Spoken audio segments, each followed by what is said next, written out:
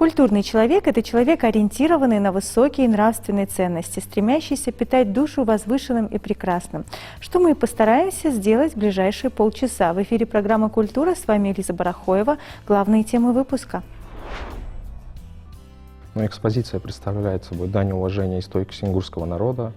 Народ, который смог выстоять и пройти через эту боль, чтобы вернуться домой для спокойной и миролюбивой жизни. В Государственном музее изобразительных искусств Республики Ингушетия открылась выставка живописи и декоративно-прикладного искусства, посвященная 81-й годовщине депортации ингушского народа. Сулумбек Асканов – герой России. В Ингушском государственном музее краеведения имени Тугана Мальсагова вспоминали выдающегося соотечественника. Программа «Пушкинская карта» с 2025 года реализуется в рамках нацпроекта «Семья». Влияет ли это на условия для пользователей? «Застыло сердце, дыхание затая, читаю строки исповеди я. Как Сталин с Берия, безумец и злодей, вершили суд над родиной моей». 81 год назад, 23 февраля, страшная беда коснулась нашего народа – депортация. В 1944 году по приказу Сталина при личном участии Берия ингуши были высланы в Казахстан и Среднюю Азию. Наши предки подверглись многочисленным испытаниям, но голод, холод и даже смерть не сломили дух ингушского народа. В этом месяце по всей республике проходят памятные мероприятия, приуроченные к этой трагической дате. Мы расскажем об одном из них. А дедушка плакать не может. Почему? Потому что нельзя мужчине плакать. Он должен все держать в себе, быть каким сильным, мужественным и сдерживать себя, чтобы не показать женщине, что он такой слабый, и он тоже плачет. Да, нас выслали, да, у нас денег нет, да, я ничего с собой не взял. Он держится и доказывает. Мало бахандош, себе аляка, и так далее. Вот эта женщина на крупном плане – это образ, обобщенный образ. Если всех женщин он нарисовать не может, потому что картина тоже имеет свои границы. В Государственном музее изобразительных искусств Республики Ингушетия открылась выставка живописи и декоративно-прикладного искусства, посвященная 81-й годовщине депортации ингушского народа. В экспозицию вошли произведения, авторами которых являются известные ингушские мастера кисти, члены Союза художников России, народные художники Республики Ингушетия, заслуженные деятели искусств, участники региональных, всероссийских и международных выставок. В экспозиции, которая посвящена именно нашей предстоящей знаменательной с исторической точки зрения и социально-экономического, политического характера, очень интересные работы Дауда Аюбовича Цуроева. В данном случае мы остановились с вами буквально на несколько минут у триптиха, который так и называется. Очень интересный на ингушском языке триптих. Аллах Ца. И в этом отношении триптих означает три отдельно существующие работы, но их объединяет одна идея. И здесь мы отходим с вами от обычного стилевого направления реализм, где нужно абстрактно размышлять над этой очень трагической датой. И в этом отношении первая часть нам дает просто основание след. Смотрите, его очень и очень мало на деревянной основе, покрашенной обыкновенными масляными красками, так называемые. И вторая, где этих следов гораздо больше. И тогда, когда мы говорим, что в период начала депортации это была огромнейшая колонна людей, которые в считанные часы должна была собрать самое-самое главное, и среди них, естественно, документы, и выйти на эту дорогу, по которой, естественно, стояли красноармейцы с автоматами и ружьями в руках. И, наконец, самая главная центральная основа. Когда мы шли потоком в Казахстан различным поездом, останавливаясь на различных остановках, это одна толпа, или, скажем, одна масса людей. Когда же мы начали возвращаться, это уже ограниченное количество. Есть даже некоторые ингуши, которые и до сегодняшнего дня живут в Казахстане, Талдыкургане, Караганде и так далее. Но это не масса. И вот один из самых, ну так скажем, мудрецов, если мы можем его назвать и имеем право, один человек стоит и просто смотрит, сколько нас было, когда мы шли к этому поезду, сколько нас погибло, пока мы дошли до места назначения. и сколько нас осталось и вернулось. Это философия размышления, за что, почему, по какому праву такое определенное количество людей было просто-напросто уничтожено. Многовековая история ингушского народа знает немало горьких страниц, и одна из них – это трагедия 23 февраля 1944 года, день, когда началась самая страшная операция по тотальной депортации ингушского народа. Ежегодно Государственный музей изобразительных искусств Республики Ингушетия проводит выставки и мероприятия, приуроченные к скорбной дате. Выставка «Депортация ингушского народа» посвящена памяти жертв репрессий. Более 20 работ профессиональных ингушских художников выражают уважение и скорбь по невинно погибшим и пострадавшим в суровые годы высылки. Через свои произведения авторы работ призывают чтить память о трагических событиях прошлого ради счастливого будущего ингушского народа. Особенно важно, чтобы об этом знало и помнило наше подрастающее поколение. Поэтому сотрудники музея проводят с ребятами дополнительную работу, детально рассказывая о каждом полотне. Я думаю, что детям нужно с малых лет прививать любовь к своему народу, к своей истории. И к тому же очень актуально то, что со временем, чтобы не забывалась наша история, рассказывать им о том, что было непосредственно высылки войнавского народа в Казахстан, чтобы они знали это и чтобы это не растворилось со временем. На сегодняшний день нет такого, что мы живем в мире, но, опять же, нужно понимать, насколько это было все-таки, как вы говорите, страшно, через что прошел наш народ, через что они прошли, и благодаря им, благодаря Всевышнему, сейчас мы здесь и живем в мире. Картины, представленные на выставке, отражают различные аспекты трагедии депортации. Здесь и опустевшие родные аулы, и бесконечные дороги в неизвестность, и лица, полные скорби и надежды. В работах мастеров декоративно-прикладного искусства нашли отражение элементы национальной культуры, помогающие сохранить связь с утраченной родиной. Теперь давайте посмотрим мы с вами на одну из картин, которая посвящена именно той дате, которую вы захотели сегодня услышать. Это депортация 1944 года. А она отражает в широком таком плане, это, естественно, Великая Отечественная война, наверное, да? У вас будет история в 5, в 6 и в других классах. Но автор данного живописного полотна Сагов Багаудин Шарпудинович. Он пишет нам, каким образом и как шло выселение. И он отражает историческую, документальную, так скажем, архивный материал города Назрань. Это один из самых первых городов нашей республики. Вот как шел процесс депортации.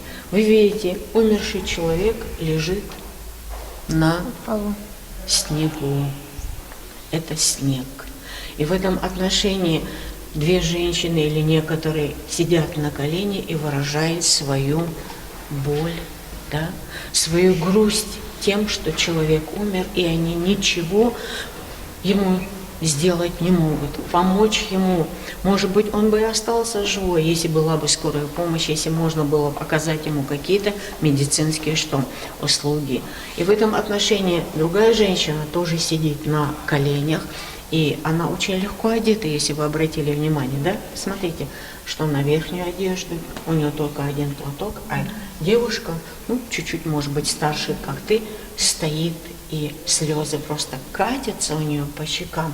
Но она не кричит навзрыд, она просто понимает, что этот человек умер, и они ничем помочь ему не могут. Выставка призвана напомнить о важности сохранения исторической памяти и недопущения повторения подобных трагедий в будущем. Она служит символом единства и стойкости ингушского народа, пережившего тяжелые испытания и сохранившего свою культуру и традиции. Посетители выставки смогут не только увидеть произведения искусства, посвященные трагическим событиям, но и почтить память жертв репрессий. Мероприятие направлено на воспитание у молодого поколения чувства патриотизма и уважения к истории своего народа. Выставка «Депортация ингушского народа», открытая в Государственном музее изобразительных искусств Республики Ингушетия, доступна по федеральной программе «Пушкинская карта». Рекомендуем к посещению.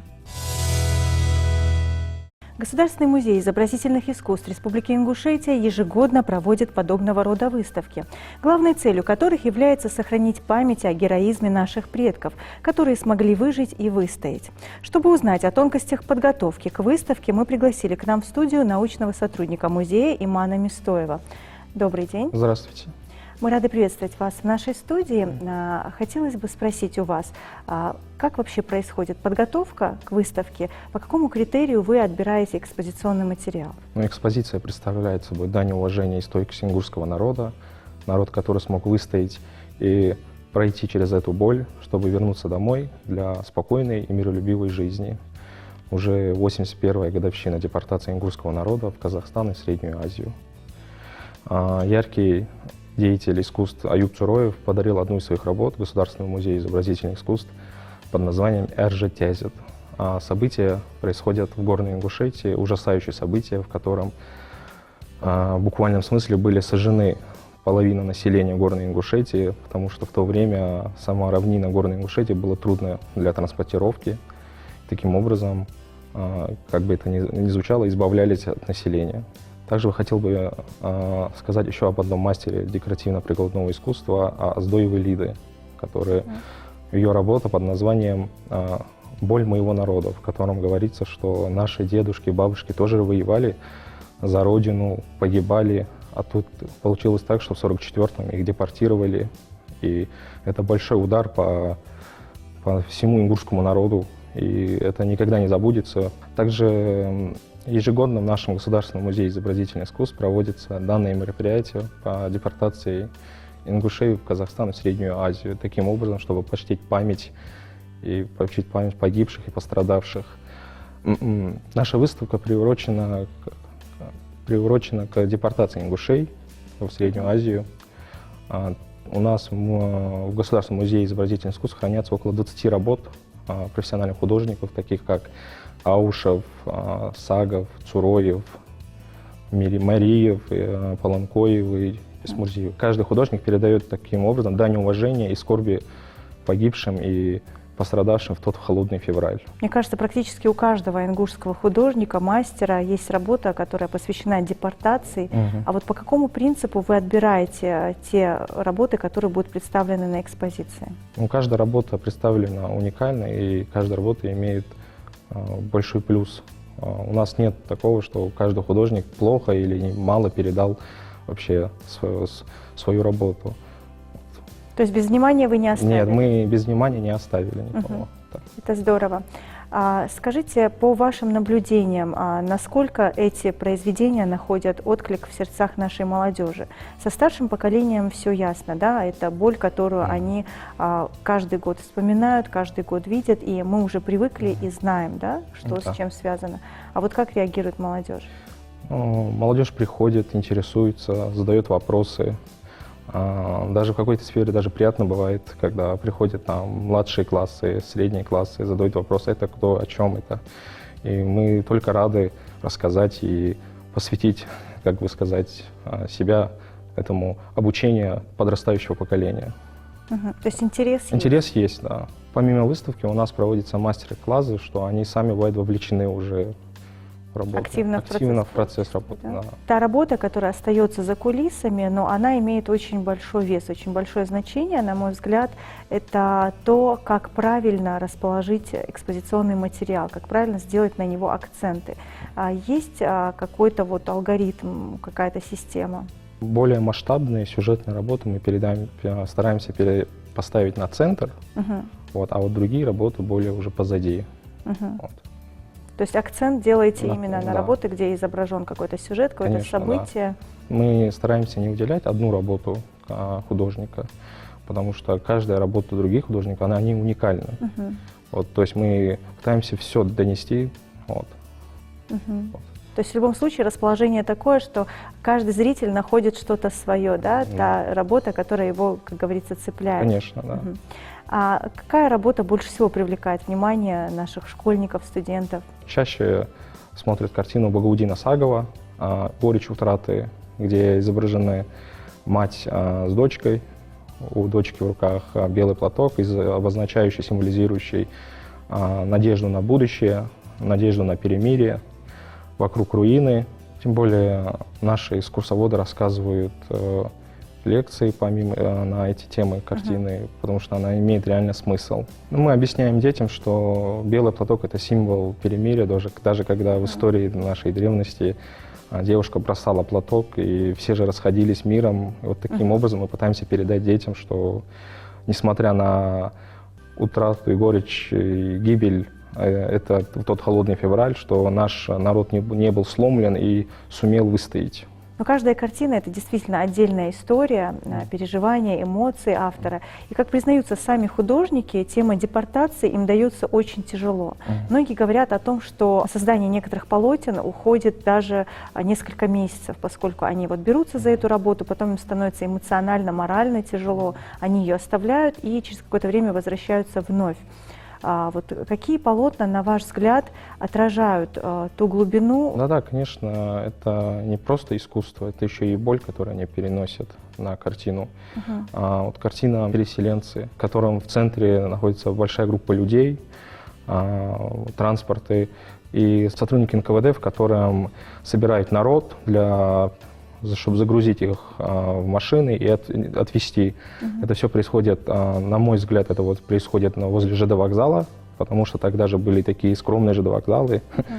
Вот. А в самой машине, самое главное, сидит то ли офицер, и у него на папке написано «Дело 1944». И глядя на это полотно, можно сказать, что ты в какой-то сфере переносишься, не полностью, а в какой-то сфере погружаешься в эту среду и понимаешь, что эта выставка не просто тяжело, но и она и нужна, чтобы ингушский народ помнил и знал, через что наши бабушки и дедушки прошли. Мне кажется, даже в воспитательных целях очень полезная, очень нужная информация для того, чтобы дети, молодежь действительно задумывались о том, какой ценой сегодня у нас есть то, что мы имеем на данный момент, наше светлое будущее. Это действительно благодаря мужеству, силе и героизму наших предков, и поэтому, конечно, мы должны соответствовать. Я думаю, очень много из юных художников вновь эту историю покажут, повторят, и она не будет никогда забыта. Но в этом году глубина, значимость этой выставки, она особенная, поскольку этот год еще ознаменован победой над фашистской Германией. Это 80-я годовщина, которую мы отмечаем. И все мероприятия в республике, которые проходят, они приурочены к этой дате. Какую работу ваш музей планирует? Ну, как обычно, Государственный музей изобразительных искусств активно проводит мероприятия, выставки, мастер-классы. Особое внимание мы уделяем молодежи, объясняя им, показывая, рассказывая, чтобы они знали и понимали, о чем идет речь. У вас работа, конечно, всегда кипит. Да. Мы благодарны вам, что нашли время и уделили его нам. Спасибо за интересную беседу. Мы желаем вам удачи. Спасибо. Спасибо вам. В Ингушском государственном музее краеведения имени Тугана Мальсагова прошла фотодокументальная выставка «Сулумбек Асканов. Герой России», приуроченная к 33-й годовщине гибели героя. На выставке были представлены фотографии, книги, газетные статьи и личные вещи, принадлежавшие ему. Напомним, что в 1992 году, 7 февраля, в небе над поселком Хворостянка Липецкой области произошла страшная трагедия. Во время тренировочного полета у военного истребителя МиГ-29 отказало управление, и самолет на огромной скорости врезался в землю и взорвался. За штурвалом МиГа находился начальник Липецкого центра боевой подготовки летного состава ВВС генерал-майор авиации Сулумбек Сусаркулович Асканов, который ценой собственной жизни предотвратил падение боевой машины на жилой поселок. Программа «Пушкинская карта» с 2025 года реализуется в рамках нацпроекта «Семья». Условия для пользователей и учреждений, участников программы в связи с переходом на новый проект сохраняются. Напомним, что «Пушкинская карта» – это проект, призванный привлечь детей и молодежь к изучению художественной культуры и искусства. Она позволяет бесплатно посещать музеи, театры, кинотеатры, выставки, филармонии и другие учреждения культуры за счет федерального бюджета. Ее могут получить россияне в возрасте от 14 14 до 22 лет. Номинал карты составляет 5000 рублей. Программа стартовала в сентябре 2021 года. Как ранее отмечала вице-премьер Российской Федерации Татьяна Голикова, нацпроект «Семья», который стартовал с 1 января 2021 года по поручению главы государства, фактически знаменует собой продолжение года семьи. Им предусмотрены различные меры поддержки родителей с детьми. На его финансирование до 2030 года будет направлено 17 триллионов рублей. В проекте также участвует Министерство образования, наша региональная почта-банк, которые совместно проводят работу по реализации этого проекта. За годы, которые прошли со времени начала и по сегодняшний день, данный проект показал свою состоятельность в том плане, что были реализованы те задачи, которые были поставлены. Это в первую очередь обеспечение нашей молодежи, подростков возможностью доступа свободного к мероприятиям, культурным мероприятиям, проводимым в республике, и также доступность учреждений культуры для подростков и молодежи для посещения на данные мероприятия. В проекте участвуют 12 учреждений подведомственных Министерства культуры. Это концертные организации, театры, музейные учреждения, культурно-досуговые учреждения, Центр культурного развития, в данном случае с кинотеатром «Россия». И все эти учреждения в полном объеме выполняют те задачи, которые еще в начале года ставятся в плане на предстоящий год. За 2024 год было проведено более 200 мероприятий реализовано, и посещений, а это значит приобретение билетов по Пушкинской карте, свыше 40 тысяч. Приобретенных карт, то есть имеющихся на руках у молодых людей этого возраста с 14 до 22 лет, на сегодняшний день составляет свыше 25 тысяч. Это, конечно, хороший показатель в сравнении, если брать с предыдущими годами, с каждым годом, но недостаточный, поскольку потенциал, именно если брать по количеству населения именно этого возраста, он гораздо выше, это свыше 80 тысяч молодежи этого возраста могли бы быть задействованы в данном проекте. Но на сегодняшний день, к сожалению, цифра такая недостаточно нас устраивающая. Это чуть больше 30%.